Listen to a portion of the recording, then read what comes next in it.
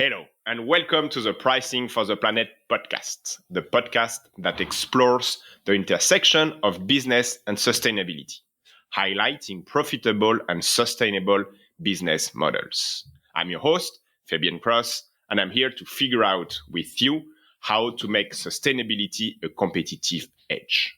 Indeed, we believe that going green is not just about responsibility, it's about profitability too.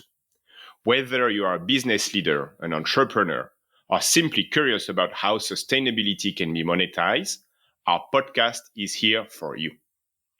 Today, I'm super happy to host Matthieu Vidvot, eco-adventurer and public speaker. Matthieu, thanks for being here. Thank you. So Matthieu, if listener could take away just one key message from this podcast, what would it be? Okay, I like that you start with the end, right? Yeah. So if you don't want to listen to the 30-minute podcast, then we'll jump straight to it. I think if you have one message to take away from what I'm going to say, is to follow your passion. And that might sound a little bit cheesy, but once you've found it and you feel aligned with what truly is your passion and when it's aligned with who you are, I think both of those things can help you achieve amazing outcomes, amazing challenges. And once you're aligned with yourself, it's easier to be aligned with your environment, with other people, and to have a better impact. Perfect. And you are a living example of that. So I'm excited to deep dive into your experience. So Matthieu, for me, and I have known you for a while now, you've been a good figure of, the sustainability and, engagement around circular economy, around sustainability. You went beyond just monetizing it. So maybe can you introduce yourself and share how your journey has evolved into a wake-up call for sustainability? Sure, Fabien, and thank you for receiving me here. And I'd like to start with passion because I started to talk about passion. I think it's something sometimes we tend to forget. When I was doing my degree at university, my cousin and I had this childhood dream to cycle around the world. And because we had our studies, my cousin has his first job, we kind of left it behind. And then at one point, I remember we were running the marathon. And at the end of the marathon, I said, Quentin, why don't we cycle around the world? Why don't we achieve this dream we forgot? And 3 years later, we were on the saddle of our bicycle, finishing the 18,000 kilometers bike ride around the world to talk about plastic waste solutions. And that was a very big journey for myself, a sort of personal kind of wake up call in two ways. The first that was striking was that I prepared this whole tour with my cousin, and together we identified like 300 solutions around the world, right? And we went to meet them. And the second thing that was big for us was that we would spend seven to 9 hours on a saddle thinking about nothing else than just how beautiful the landscape can be. So it was a very big journey for myself mentally.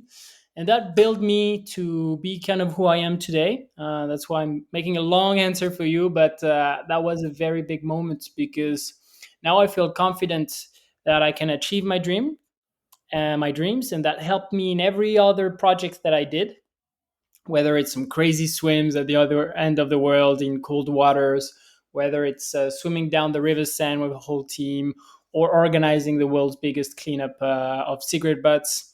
All those were good projects, but that really were possible thanks to this confidence that I achieved through my cycling journey.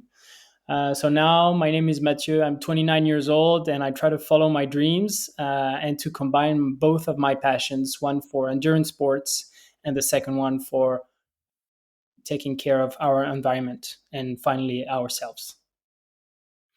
And that's super inspiring. And I think everybody has the same question because I think you kind of solve that problem. Like, how can you follow your dreams and at the same time sustain yourself financially? Yeah. I'm not sure I could give an advice to everyone because this is my journey and I think everyone's journey is different. I just feel like when you're passionate about something, like let's take sports, right? You love sport, like let's say swimming because it's my sport. What's your sport, Fabian? Do you have a sport? Boxing. Boxing, right? Well, boxing is a perfect example. Why would you endure such hard time? Why would you get punched in the face if not just because it's your passion to be with the other person, to have this respect, to have this fight, right? To have this moment with the other person. And I think passion helps you overcome difficult times much more easy, in a much more easier way than if you didn't have the passion. So that's, I think, is the first thing. And then I think when you're passionate, you can go much deeper in what you're doing. It would wake you up in the night. You will wake up in the morning being like, "Oh, okay, I'm pumped up. I'm ready to do things." And I think when you have that vibe, you can carry things much further. And to be honest, when I was 22 years old, I didn't have that confidence. I didn't know it was my passion back then. And I took a sort of a challenge to take 6 months just to focus on finding money to finance my world tour. And my cousin was still working, so he was helping in the weekends, in the evening. But I had the opportunity to take some time. I was staying at my parents' place, and I was looking for sponsors. And I think I spent months with just no's, no's, no's. And then at the end, we reached 50,000 euros and 10,000 euros of crowdfunding. And that for me was just immense, right? But I remember in the process, I've never learned so much because I was passionate about something. I had some bold ideas, and I there was no one stopping me from doing them. So I would go at a conference of the CEO of Danone, go to talk to him at the end and say, I've got this project. It's the project you need. And I remember he looked at me like if I was an American salesman, and he was like, "What are you saying?" And he never answered. So I sent an email maybe 20 times to his secretary saying, "Hey, I won't give up until I have an answer." And finally, she told me, "Okay, it's a big no," and I was fine with that. I just wanted an answer. And one thing that was so I tried for a month. I tried different strategies, and my cousin said, I remember he came back from a conference with his company. It's Brig, a big construction company, and he told me, Matt, for the first time, our big CEO talked about sustainability and circular economy. I think I should write him a letter. So over the weekend, we wrote him a letter, choosing carefully every word. I think we wrote down like 20 times the same letter with different words. We sent it to him. 5 minutes later, my cousin get a phone call saying, "Hey, he wants to meet you. Are you free in a week?" And it was his. So if Quentin is level 1, he was level 8. So there was 8 people of management between him and the boss. And he was so stressed. He was like, "Oh my god, this is like the big guru of the company."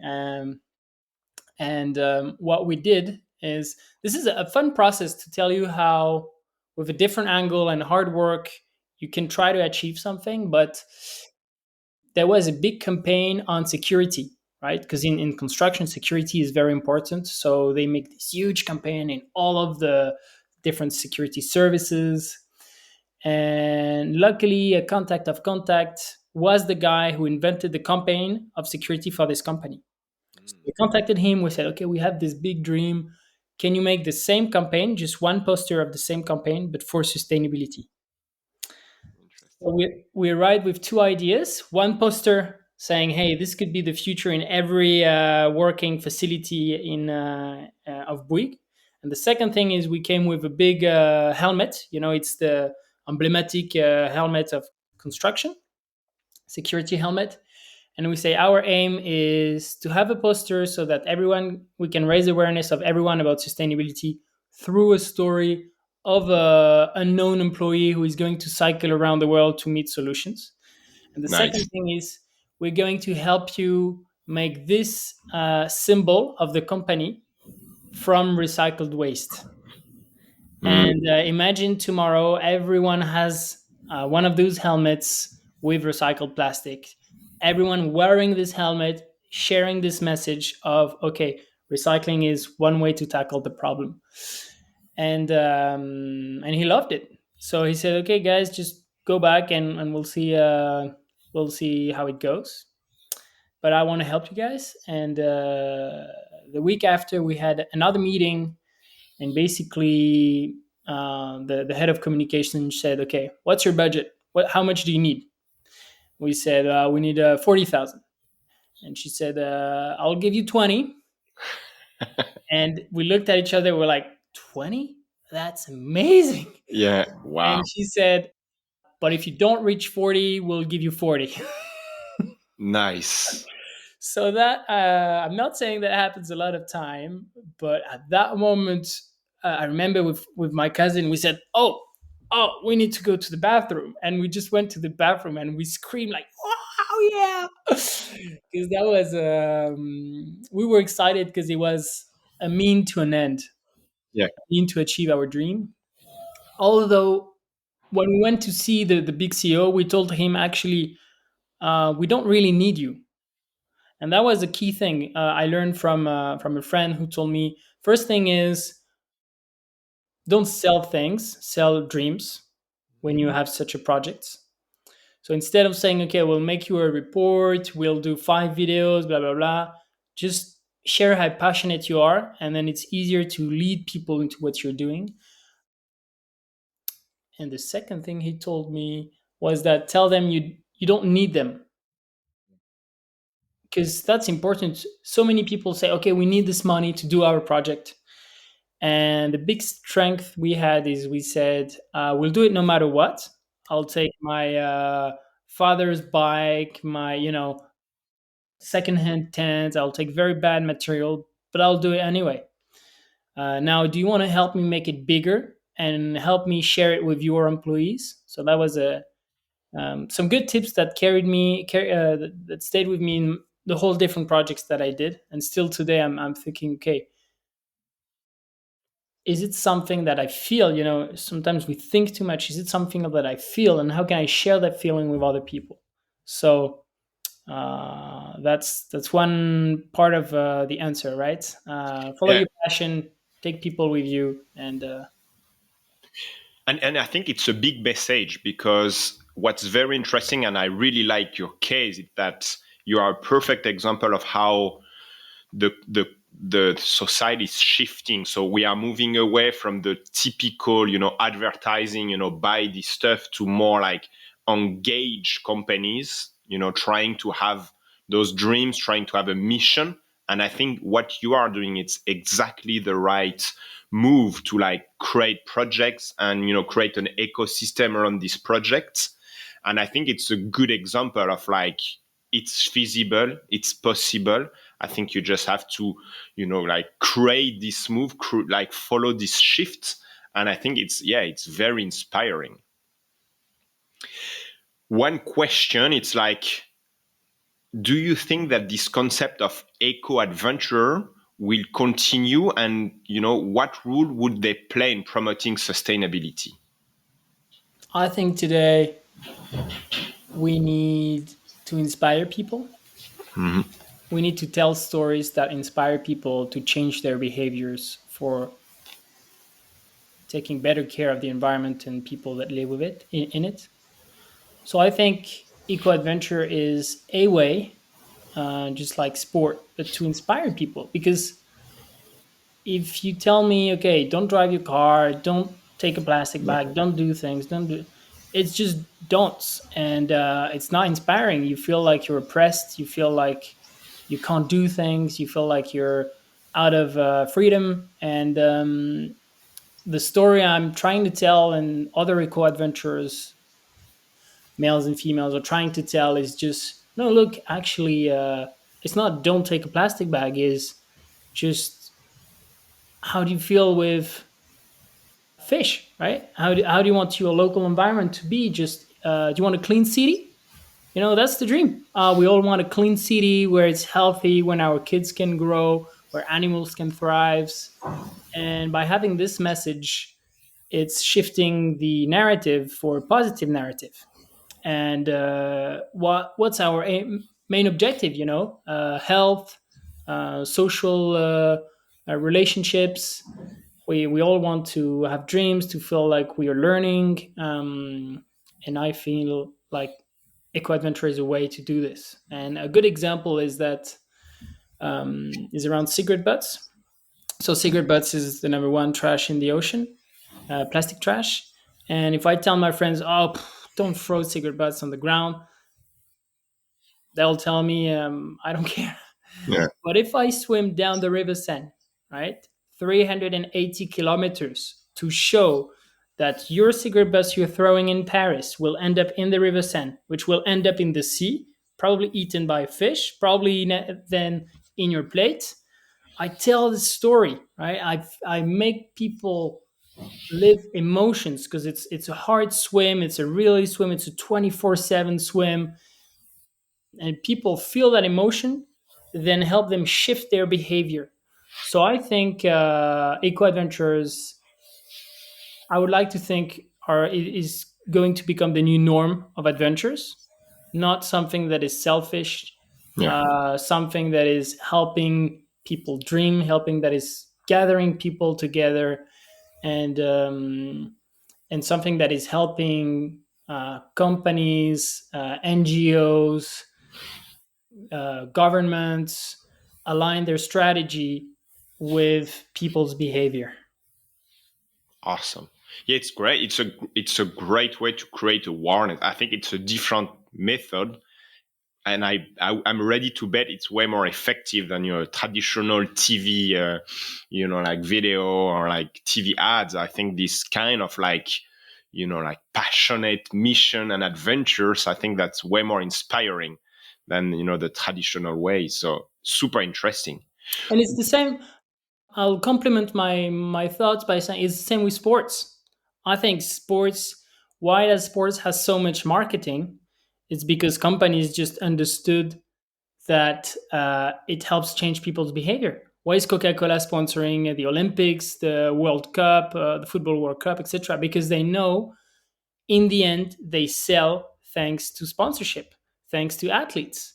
And it's just the new era now is just having athletes engage with environment, because if it works selling Coke, it works putting a cigarette butt in the trash, right? So I think this, my dream is also that this becomes the new norm for athletes, because it has such a bigger reach than adventurers. Yeah. Super. And actually, good question. So, do you think this eco adventure or this concept with athletes could be applied within the corporate world? Like, how can we mix, corporates and this kind of models? Can you maybe formulate in another way the question? So how can we fit, because it's like what you are doing is great and this model with athletes it's great, but then you have those huge like companies. So is it working with company the right combo, if it's picking people from those companies and growing from the company's new adventures, new missions? Like, how do you see that working, or is it just sharing? Because I know it's one thing that you are doing, it's sharing your stories with company. Yeah, I think maybe so. There's three entities. First one is the government. I think it should not be allowed to promote McDonald's and Coca Cola, or it should be very restrained, because today we have more people who are overweight than people who are malnourished. And we see that has a tremendous effect on health. So I think no promotion, or if there is a promotion, it should take into account all the external and bad externalities of those effects. And by doing so, you help tax. You have a big tax that will help sponsor athletes and sports who have a better benefits on society.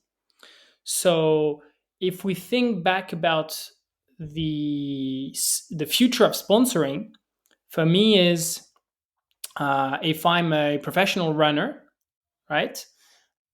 I'm inspiring children to do sports, and part of this is a benefit for society, right? So if I'm helping the society being more healthy, then I should have sponsors because I'm doing good, right? So that would be for me one way of thinking about sponsoring is how well are you contributing to society? And although you might have many bias, many ways of counting it, this is a vision. Then I'm sure that people can align with strategies and how to make that happen. But that's for me one good way to do this. The second thing is companies.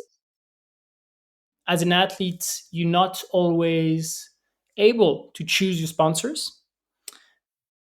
And in the same time, sometimes you might have such a big impact. You remember Ronaldo with Coca-Cola, right? That you want to change things. It's the same with Mbappe, who doesn't want to be with certain types of brands.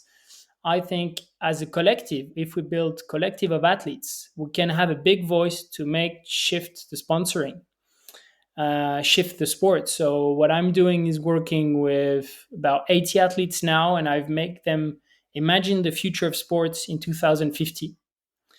And none of them told me about Coca-Cola and Total and all those companies, right? They all told me about this amazing sponsoring company who is helping them with the sports. And some of them exist, right? I think about Léa Nature and La Rochelle, the rugby club, thinking about some smart sponsors, with, for example, with our last challenge that we did about cigarette butts.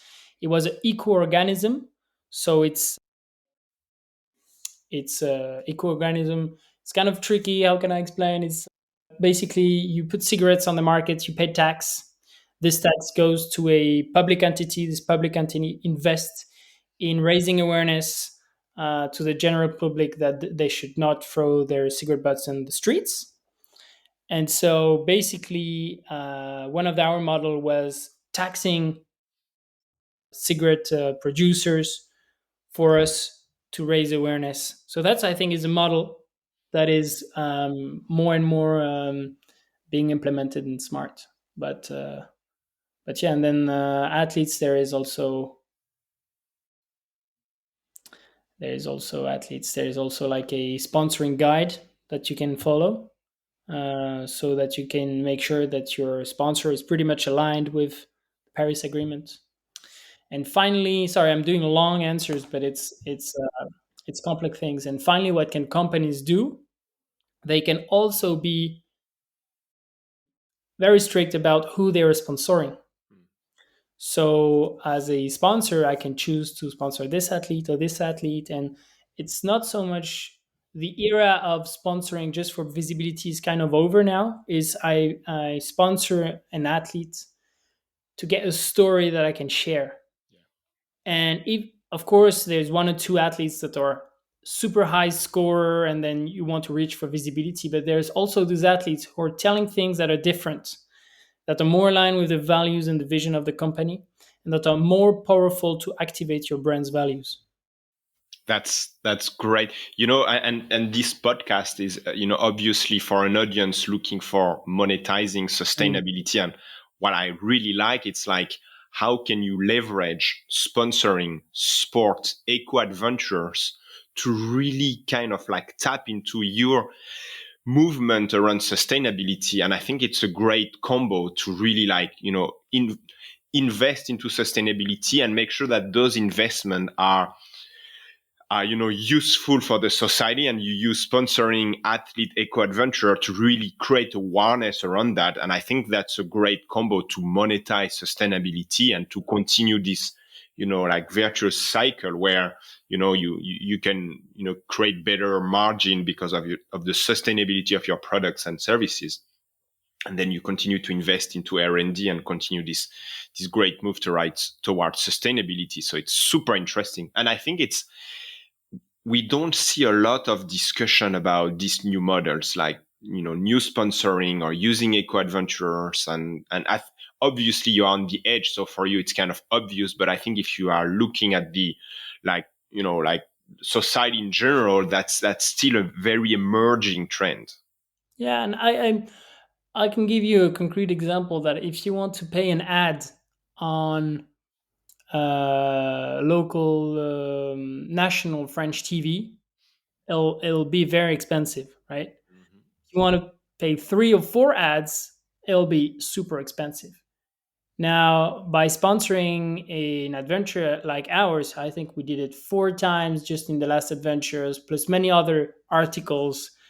And suddenly you're not just saying, hey, this is my brand. You're telling a story that people can see, and then they can bridge, build a sort of bridge between you, what you're doing, and the company. And so it's much more powerful and for me just effective in terms of communication than traditional media. Then I also think that I have a responsibility in what I choose to promote, because then if I'm not promoting the right products, I'm also not aligned with having a better impact. And sometimes it's hard to draw the line between what you can choose and what you can't choose. So um, it's not something that is easy and perfect, but it's an ongoing process where we have a lot to do and to experiment, I think. Absolutely. And maybe final question, kind of like based on your experience, like what guidance would you give to those who are enthusiastic about joining the sustainability initiative, but they are not sure where to start? There's different ways to answer this question, because one would be very rational, start with ABC, where is your worst impact, blah blah blah. But I think mine is just start where you want to start. Okay, maybe by eating less meat, you'll have less impact. But what you really want to do is work on transport, or maybe you have a passion for tech and you just want to know, how can tech help reduce carbon emissions or whatever. So start with you, because if you start with yourself, with what you want to do, you'll be more aligned with what you want to do. You'll be more passionate about what you want to do, and ultimately, you want to do more good. So yeah, I think that would be the first thing. And then the second thing would be also, sometimes you think so much about the environment, you stop thinking about yourself. And what really helped me in this world tour is that I had so much time for myself. I had time to learn who I was, who I am, and who I want to be. And I'll say this, I'll stay the priority is not the planet, it's not other people, is first making sure you are healthy, you're aligned with yourself, you're confident with what you want to do. And if you are really, I'm sure deep inside you want to hurt people, you want to hurt the environment. And might be cheesy, but taking this time, for me it took me a year. It's a process, it's people who are around you. So I think that start with you. That's my thing. Start with you. Start with your passion, and align this with helping people and your environment. Perfect. Thank you, Matthieu, and thank you so much all for joining us today. We Thank hope you you so found much. it insightful and inspiring. If you want to stay connected with us, learn more, and continue this sustainability journey and discussions, please subscribe to our bi-weekly digest on www.pricingfortheplanet.com and follow us on LinkedIn. But we also need your help by leaving a comment and rating this podcast. I hope it will be 5 stars. You are not just giving us feedback, you are also helping boost the visibility of this critical discussion. Every comment, every like, every share help us reach more people and spread the word about our mission. So thank you for your time, your interest, and your commitment to sustainability. Be well.